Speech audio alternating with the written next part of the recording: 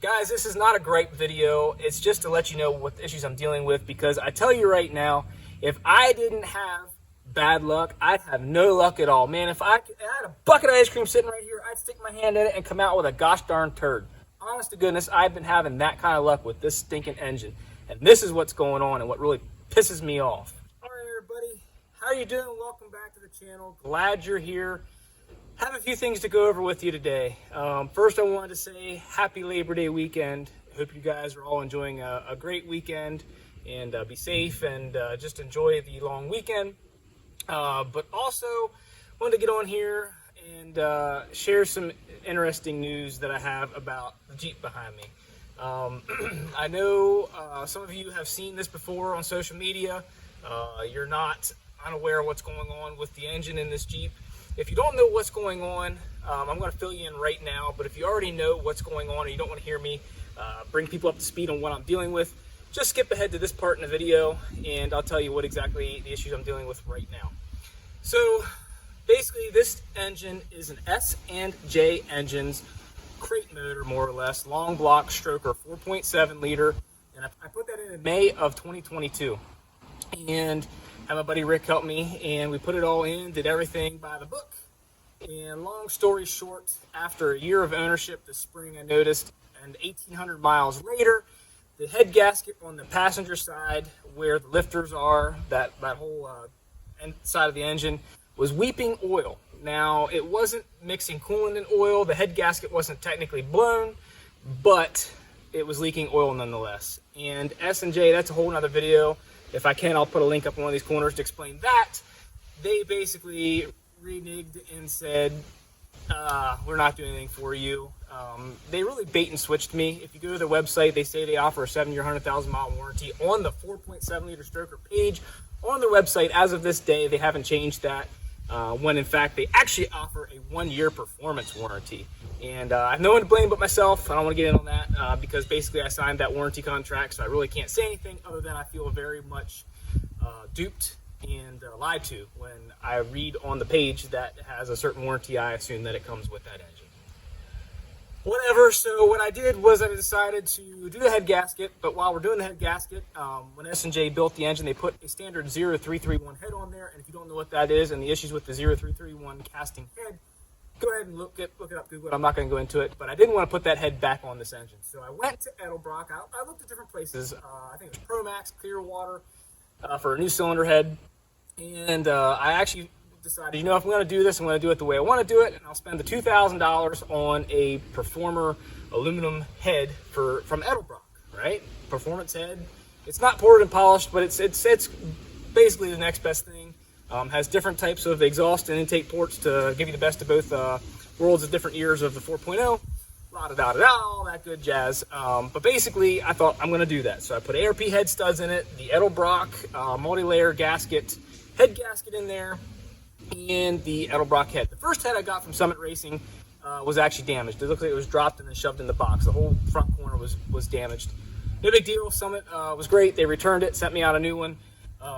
New one was fine. Bolted that on the engine, as you can see in these pictures here. Got all that put back together and just started driving the Jeep. Had a couple little bugs, like there's a back driver side coolant bung, little external bung for like a different model year than my Jeep. Coolant temp sensor, no sealant, no thread sealant on it whatsoever. So coolant poured out when I started it up. So basically worked all those bugs out of it. So I thought, and went and drove the Jeep for about 250 miles. Put some brand new AMSOIL in there and new Wix filter, and put it all back together and was enjoying it. Running it for about 250 miles or so. Went to the PA All Breeds Jeep show and enjoyed myself up there. Well, I did notice, and I've been watching my coolant level like a hawk, because when you do a head gasket, it's always a little bit in the back of your mind. And it's the first time I ever did a head gasket. I was a little nervous that, I'd lose coolant or something would happen. But I went through all the procedures. I followed the instructions to a T. I retorqued the ARP head studs after like 2 or 3 heating and cooling cycles. And this is when the issues began. So I noticed my coolant level didn't return to the little line I have drawn on the reservoir, a little plastic reservoir on the driver's side of the radiator. I noticed that the level didn't return to the position before I started up. I thought, oh, well, maybe there's air in the system yet. Maybe I'm just working air out, and it's every time you run it, it's going to purge, because it's an open system. The cooling system's open in these Jeeps. I figured, it's burping a little bit of the air out. I mean, I did burp the coolant. I did all that with the funnel and burped the coolant out for, 45 minutes running it, burping air out. But it's hard to get it all out. So I figured that, it's still working it out. So I just keep topping it off. And after a while, I kind of thought, this sounds weird, right? Well, just one dumb luck one Saturday morning, I went up to the oil fill plug on the top of the valve cover, and I looked down inside and I saw this. Look at this picture. What do you guys see wrong here? Basically, on the factory heads, there's 4 casting plugs. The Edelbrock head has 3 casting plugs, and that is set from the factory, guys. That's not something that you should have to do in the field when you're installing. As you can see, there's actually thread sealant on that plug. And I didn't even think to check them because I didn't want to mess with a good seal, right? Or so I thought. So I didn't realize it for about 250 miles, but I don't know how much, but I've had coolant leaking into my brand new engine. Now, brand new, I mean I have about 1,800 miles on the engine, and I shouldn't have had to do the head to begin with, so that's a sore subject. But now I have an Edelbrock head that is leaking coolant directly into my oil, because the oil pumps up to the head, goes across through the push rods, across the rocker arms, down through into the head, and runs back down across the lifters, camshaft, right back into the oil pan. So I was a little bit perturbed, to say the least. Pulled the valve cover off, pulled the gasket back out, and pulled those little plugs, those little casting plugs out. Cleaned up the little ports with brake clean, cleaned up everything real good, got the old thread sealant off the threads. Put some Loctite 592, or I'm sorry, Permatex 59214. Put that stuff on there, which I've had great luck with. Also had used ARP sealant on the number 11 head stud. I used ARP sealant on the water jacket there, and that leaked out the exhaust manifold stud. So I fixed that. That's part of the learning curve. But I did fix that. So ARP thread sealant, I'm not super thrilled about. But the Loctite 592 or the Permatex 59214 is really good stuff. Anyway, back to the head. Basically, I sealed up all those little plugs, let it go for 72 hours. Actually, I let it go for a week, and I wanted to let it set up. I had put the valve cover back on, new gasket, everything back on there, torqued all down, because the 592 is anaerobic, so it needs no oxygen to cure, or cures faster, I guess. I don't know all the details. But I topped the coolant back off, so I had to drain the coolant down to pull those plugs out, so I didn't have coolant come flying out really into the engine. And right now I just have some Castrol GTX, and there's some cheap stuff, and a new filter. And what we're going to do is I purge the coolant, and what we're going to do, the air out of the coolant, and what we're going to do is just run this oil for like 100 miles, dump it, change the filter, put another 6 quarts of Castrol Edge back in there, conventional 10W30, a new filter, run that for another 100 miles, dump that, and then we'll put the AMSOIL and the Wix filter back on, basically trying to flush out any contaminated oil that got into this engine. Because if you guys don't realize, and you probably, if you're watching this, you know what's going to happen if you run coolant in your engine for any prolonged period of time. It washes out the bearings, or it can wash out the bearings, and basically eat up your engine, and you're going to have a rod knock or worse, and you can easily grenade an engine if you let a head gasket leak or coolant leak in your engine oil crankcase go for a long period of time. So this brings me to that point of why I made this video, and why I am a little bit perturbed with Edelbrock. Edelbrock is an old name, and a name that I've known for a long time to be high performance and high quality. And from what I gather, just like everything else in the world today, we are paying the most we have ever for all our products and goods and anything, and getting the cheapest, crappiest, worst product ever. We're paying the most for things, and it's the worst quality ever. And this is where it gets a little interesting. So I reached out to Edelbrock, and I basically said, I'm not asking you for paying back for my time, because I can fix this. If I had to take it to shop, that'd be a little bit ticked. But I fixed it myself. But who's going to reimburse me for all my trouble with the, now I have to top off coolant, I have to buy filters, I have to buy a new valve cover gasket, quarts upon quarts of oil, more AMSOIL at $16 or $17 a quart, another Wix filter. Who's going to reimburse me for all that? That wasn't my problem. This was something that was done at the factory, and the quality control missed that. Why those plugs were leaking, or the center one was leaking, wasn't very tight, and why it was leaking, I have no idea. There was thread sealant on it, but it wasn't sealed properly. I don't think that MPT plug was tightened down the whole way. Anyway, it doesn't matter why it was leaking. It's as of right now, it's not leaking, and I had fixed it. So I basically reached out to them and said, hey, I don't feel like I should pay for all this. You know, this was an issue from your quality control, and you could have easily cost me an engine, and I could still have issues with this engine down the road now. I highly doubt that, but I really could.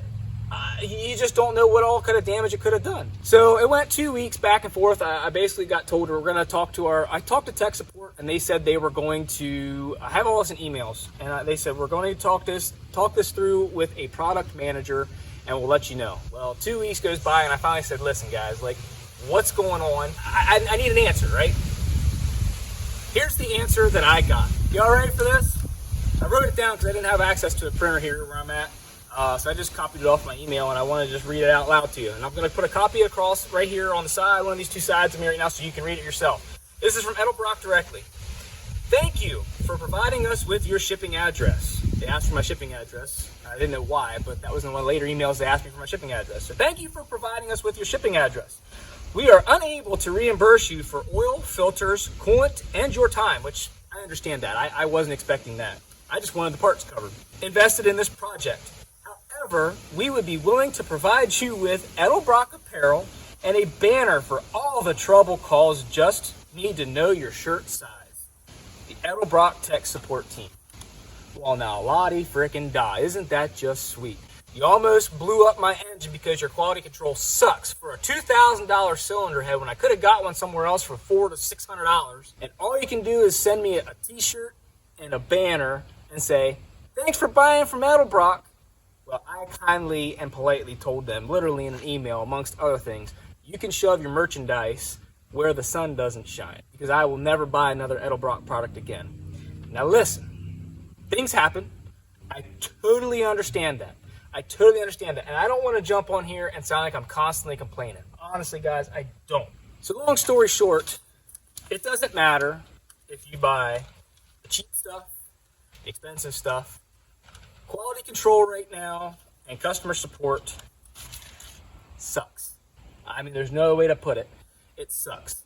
And I have probably right around $300, honest to goodness, in just parts. And you guys know that. And I'm buying cheap oil. I'm trying to get it for what I can. But between the coolant and the filters, the oil, I mean, there's how many quarts of oil right here I'm buying. And the valve cover gasket at $30, $40 a piece, you know, it's just, it sucks. There's no other way to say it. And I just feel like this whole thing has just been fighting me from the get-go. And I know with any type of engine build or any type of thing you do, there's always some type of learning curve or bugs to work out, kinks to work out. But I just feel like, you know, when's it going to end? So I just wanted to get on here and explain to you guys what's been going on, why we've been quiet on the channel for the last few weeks, because I've been fighting this thing, and it's been fighting me. And honestly, I'm getting tired. I'm getting tired of it. And a lot of people like to make jabs and say things like, oh, you should have kept the old Jeeps. They didn't fight you like this. But what I'm getting at is I'm kind of getting tired of the whole thing, to be completely honest with you. I have, you know, a family. I have other obligations. I have a full-time job. I have a lot of things going on. I'm not saying I'm hanging this up, and I'm not saying that I'm selling the Jeep today. I'm just saying it's getting tiring, because there needs to be a balance between enjoying the Jeep, driving the Jeep, and then working on the Jeep. Because I love working on cars. I love working on the Jeep. It's fun. It's honestly, it's relaxing. Not always if you came in the shop and saw me. But it's fun. It is a lot of fun, and it's problem solving. But when the problems just never end and just keep hitting you and hitting you and hitting you, it really kind of just wears on you. So right now, as of right now, I mean, grab this piece and knock on wood, man. I tell you what, like, we're okay. But I don't know that we're completely out of it. Fred Williams calls it, we're through it every day. He calls it the reckoning, and I think the reckoning is still here. I know it happens to everybody, but it kind of gets old after a while. So again, guys, I don't want to sound like a broken record and constantly jump on here and gripe and tear down businesses, and that's not my point. I don't want to tear down businesses, and I don't want to complain about businesses, and I, by no means at all do I want to slander. I just want to get my story out there as to what in the world is going on, and it just really kind of hurts when you go and you spend $2,000 on a product that literally everywhere else you can buy for half of that, or less, or a fraction of that, quarter of that. And you have these type of issues, and the customer service doesn't stand behind you and just basically goes, oh well, what would have happened if my engine blew up? What would they have said? Oh, it was my error on the install? Or, oh, well, sucks to be you. Sorry to hear that.